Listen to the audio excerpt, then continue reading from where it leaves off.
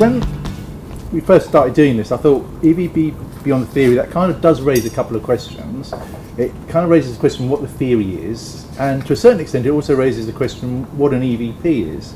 And the reason I mentioned that is that I think if I went round and asked everyone here what an EVP actually was, I get quite a lot of different answers. There's two ways you can look at it. One is in terms of like an employer value proposition, and that is when an employer says, look, this is us, we're a great employer, goes to the external marketplace and explains that.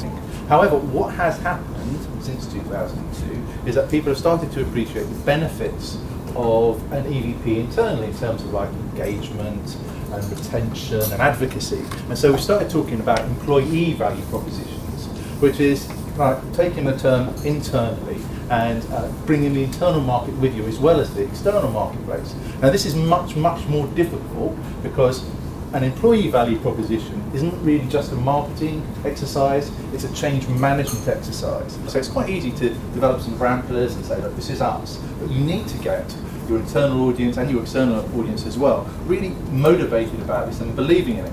Otherwise you kind of like end up, as in this Dilbert campaign, with just another management exercise in values or whatever it happens to be.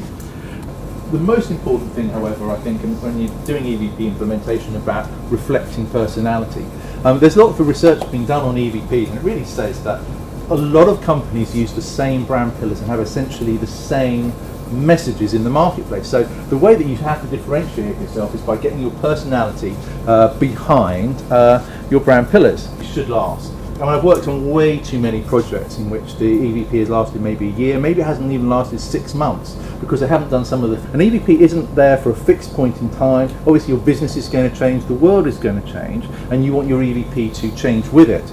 What my belief is that if you get leadership support, buy-in, you're authentic, you respect organisational purpose, you think about segmentation and you always reflect your personality, you will get the last one, longevity, which is what all EVPs should aspire to.